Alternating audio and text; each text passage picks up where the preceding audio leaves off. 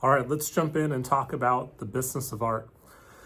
The reality is, I do not know a whole lot yet about all of the different nuances for business in the art world.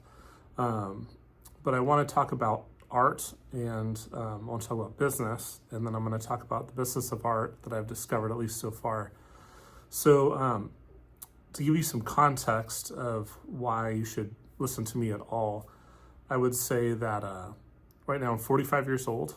I have spent most of my career in sales management, retail management roles before we got into business for ourselves. I also spent 7 years as a nonprofit leadership person in different seats. 4 of those years was as a development director. My experience in sales early on, like my first few jobs out of high school, even those were sales to some degree, but the first real sales job I had was in furniture sales, and that was commission based. And then in the year 2000, I got into the car business and had a really great first boss that taught me a lot about business. And I was a young guy. The first few years, I really struggled to kind of just get through. I had a little bit of natural ability, but I had a lot of fear and anxiety, and that made selling very difficult. I also had a lot of difficulty around presenting large amounts of money because I grew up poor. And so I had a lot of fear when I was presenting figures to people in the beginning. I also didn't like rejection very much. I just wanted to be liked. Furniture sales was super easy, but the car business has a lot of fear built into it. And rightfully so. I mean, there was decades worth of abuse to customers in that field, I think. So I was kind of bearing the brunt of it back then. I had a break, an opportunity from a manager in 2004 that helped me learn a lot, but also helped me become very productive. I became an internet sales manager for our dealership, and I got to the point where I was selling between 30 to 40 new cars per month. And I was making a good amount of money at that point in time, especially for a young person with a small family. Fast forward a bit, my wife gets into veterinary school, gets out of veterinary school. When she's in, I start moving from sales management into retail management. And in my first year, I promoted to general manager of a linens and things store. But then 2008 hit, and that whole corporation went out of business at that time. I ended up going to be a manager at some smaller things, went back to the car business for a short bit. And then when Amanda was done with her education, graduated, she became an Army captain and a veterinarian. And I ended up going to work as a manager at Target stores. So basically, in a Target store, they would have a store team leader and then several assistant managers called executive team leaders. And so I was one of those. I worked a lot of hours back then. I'd say easily 60 to 80 a week, and I kept that pace up for 4 years, and learned a lot about the retail business. Target is a huge company, and they know a lot about how to do what they do. Anyways, we moved back home to the Pacific Northwest in 2013. And I went to work for Starbucks for a short time with the intention of trying to get into the corporate office at some point. I spent about 1.5 years there as a store manager. It did not work out the way I thought it was going to work out, so I left that. I resigned at the very, very end of 2014. Took about 1 year off to reassess, went back to Target for 1 year as back to executive team leader. Did that for 1 year and started my MBA program. And so I'd gotten the bachelor's from the Art Institute of Pittsburgh, but I got my master's in business from 2016 to 2018.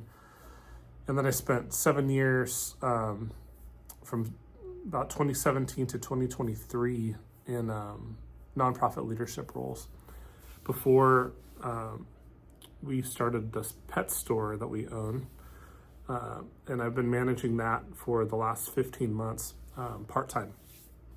So we also own an animal hospital that we opened up in 2020. And then I've had this art business that was sort of like a hobby-based business since 2015.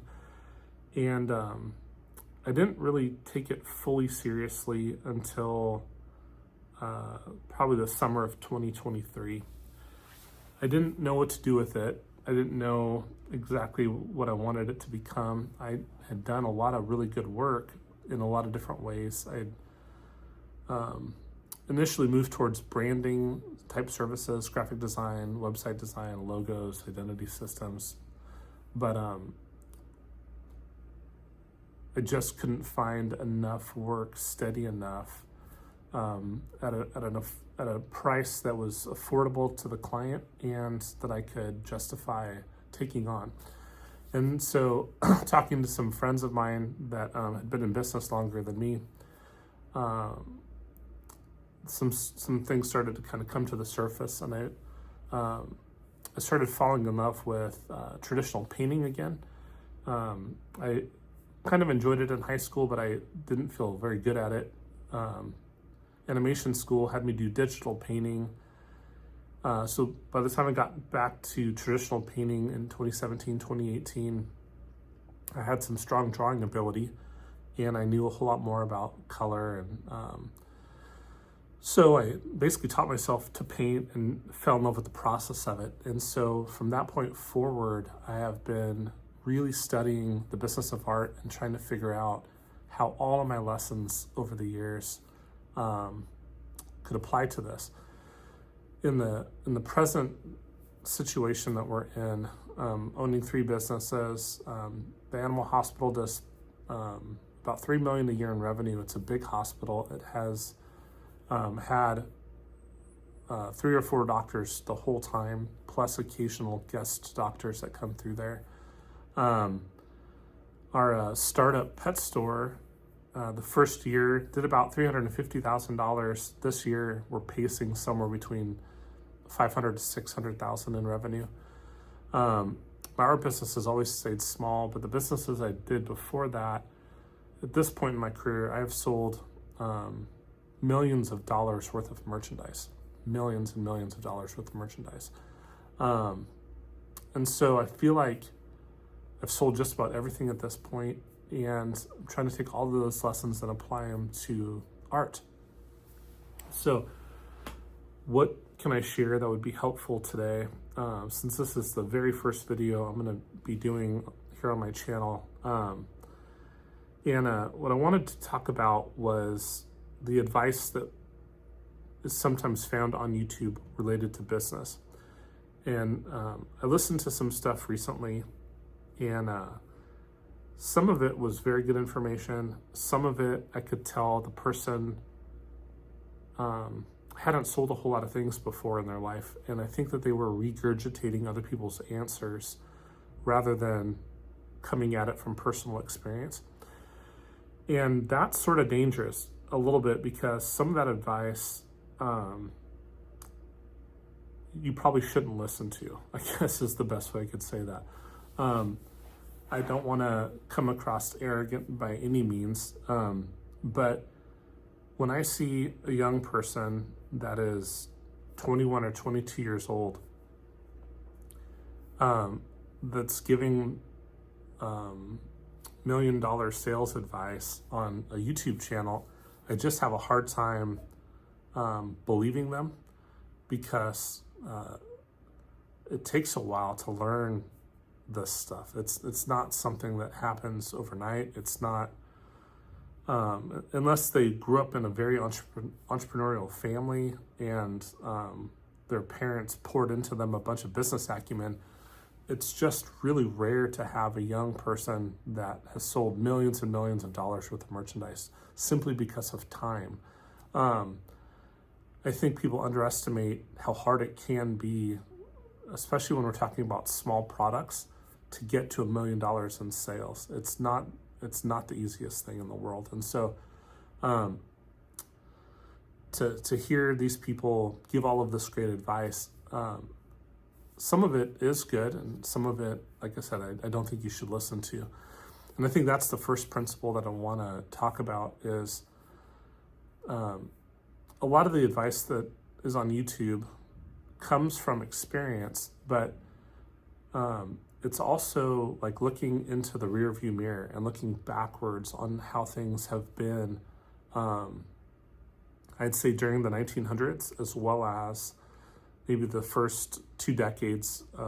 And, we're in our 3rd decade here in the 2000s. If you're only looking at how things have been in the past, it is not necessarily how things are going to be in the next 5, 10, 20 years. Right now, we're undergoing a massive disruption with AI and robotics. And we've also seen these mega corporations start to get so big that a lot of other smaller corporations are failing now. You're seeing over the last 25 years, malls across America have shrank up, just shriveled away. There's a couple places where they're still relevant, I think, and then there's a lot of other places that feel like ghost towns when you go to those malls. Other like freestanding stores, big box retailers. We were in a Kohl's store the other day, and when you walk into a Kohl's, the whole thing feels like it's going out of business. But when I met the store manager and they said, "Oh, we're doing fantastic." And I'm like, it's very interesting because I remember what things were like in the 80s and the 90s and how retail was sort of at its peak. Like everything was full and packed full. The displays were awesome. There were people everywhere. And we're living in a different time period. And so if that applies to business in general, all across our country, and keep in mind I do have an MBA that is more recent. I didn't have an MBA from the 90s. I have an MBA from 2016 to 2018, which wasn't really that long ago in the grand scheme of things. So what I'm looking at is these dynamics for all of us, and I'm thinking the answers going forward may be a little bit different than they have been in the past. I think the very simple thing that we need to think about is that if we look at the big groups of people, you have the ultra wealthy class, you have an upper middle class, lower class, people in poverty, those big groupings, right? There's definitely been a shift from the middle class being large and thriving to getting smaller and smaller and smaller, and more people ending up at the lower income brackets, and even more people ending up in poverty and homelessness. And the wealth is concentrated into the top 10%, but it's really concentrated in the top 1%. So 1 out of 100 people essentially owns 34% of the wealth in the United States. And so that's really weird to think about, because the bottom 50% of us are fighting over the 1% that's left. So when I hear people talk about the business of art, they're taking out these assumptions that the people that we're talking to on a daily basis all have plenty of spending power. And I don't believe that's exactly the case anymore. And I think that's going to get harder.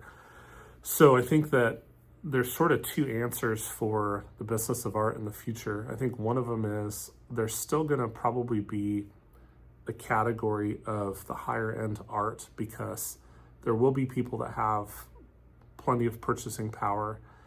They're still going to want to live in some nice spaces, whether it's a home or a condo or something like that. And they're going to want to put exclusive paintings that are one-of-a-kind originals from very established artists in those spaces, and for the same reasons that we always have, right? I don't think that part of art's changing. I think the lower end, though, It's going to deal with some things that, if people do have less spending power, they the things that like shopping malls and pop-up fairs and all of this, I think that's going to get a little bit harder instead of a little bit easier, if that makes sense. I think the other disruptive thing, obviously, is artificial intelligence. So people are already having AI art come out, and the fact that you don't have to spend any time on it at all, you just make it and you can print it. It's gonna create this dynamic where there's so much to choose from, and it will be a race to the bottom, just like Walmart has been, right? So I don't say all these things to be pessimistic or scare anybody. I think the big thing is we need to really kind of think through, if we're gonna even attempt to make art a business, we're gonna have to do it in a way that's looking forward into what the next 5-10 years will be like, the next 10 years, and make work for that future audience rather than the one that existed in the past. I hope that makes sense. So that's the first thing I would say. When we talk about this, these are the same types of decisions that we're making owning an animal hospital, and they're the same types of decisions that we are making owning a pet store. Is that on a daily basis, I'm reminded how many people shop on Amazon and how many people shop on Chewy, right? That convenience has become very, very important to people. And in some ways, I mean, we're kind of all slitting our own throats. It's not smart for us to be constantly funding the things that are replacing us. And maybe there will be a economic revolution at some point where we figure this out collectively.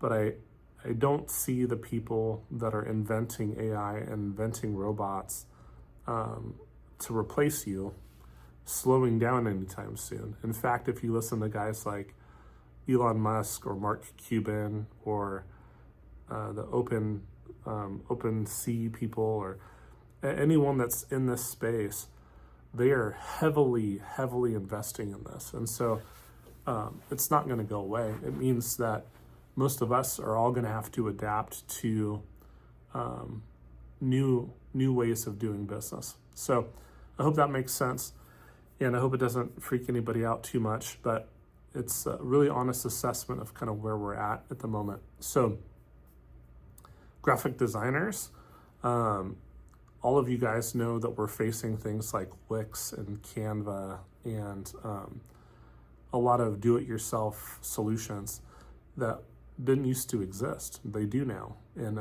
everybody thinks that they're a designer. When AI came out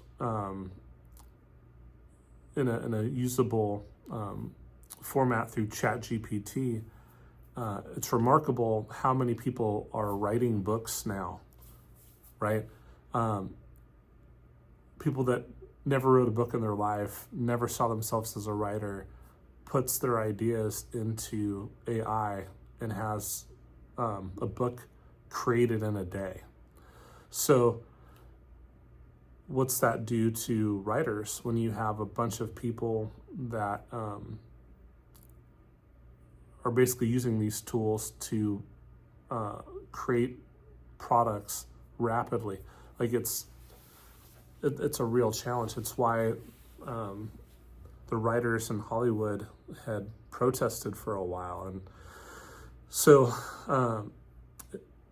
I don't have all the answers. I'm certainly not in the room of these conversations of the people that are inventing these technologies. I'm just seeing it happen and seeing how things have gone the last 25 years. And I'm thinking, gosh, all of us are going to need different answers than these, probably than most of the books we've ever read or any of the videos that have been made here on YouTube. Definitely different than any of the training that's existed in the past. It's a new world. And so we're going to have to lean into our entrepreneurial instincts and solve problems. And I hope that as a society, we continue to have some spending power that allows us to invest in the things that are more original, are more handmade, versus getting into some dystopian nightmare where all of us are just barely making it. You know, like the 1900s weren't perfect, but it was definitely the boom of a middle class, and it had a lot of good things for a lot of people. And ever since the internet came out, we're definitely moving backwards. And the people at the top have figured out how to seemingly get every last dollar from us, right? Like we know the story behind the Amazon logo. The A to Z is not a smile, it's an arrow from A to Z, because their business plan is to literally be in every industry, like to have a foothold in every industry. So there's a couple billionaires that have figured out how to basically suck every dollar from the American public. And those are things that we have to figure out. I think in the next 5 years, it'll probably feel similar to the last 5 years, but it'll most likely start to get harder and harder and harder. And what that's going to require each of us to do is to figure out, to use our creativity to figure out how do you find your sweet spot of things that you can sell in the art world on a consistent basis. Or else we're going to have to do some other job and just have art be the hobby and the passion that it's always been for ourselves. But those are the choices, right? We either pave a new way forward in this rapidly changing economic environment, or we stop worrying about trying to make money with our art and we just do it because we love it, and we find some other way to earn an income. So, man, that feels depressing, doesn't it? A little bit. I don't think so, actually. I think we're all going to be okay. I just know that the advice that I hear on YouTube is a lot of it is looking backwards. A lot of people that are selling it to you are either not experienced enough in business to understand these trends and are just trying to make content so that they can get views. That's very possible. I mean, I'm making content so I can get views. So that's going to be pretty consistent. But the thing is, who should you listen to in the process of that? Because what you listen to is going to affect some of the decisions that you make. And I think it's really important that we are making those decisions looking forward and not backward. So I hope that makes sense. I'm going to start making more business-related videos because some of the information out there is good and some of it's not good. But I'm gonna try to only give you the things I know for sure work, and hopefully we can all figure it out together. So, yeah, it's a new world, and we're all experiencing it together. So we'll talk to you soon. Bye.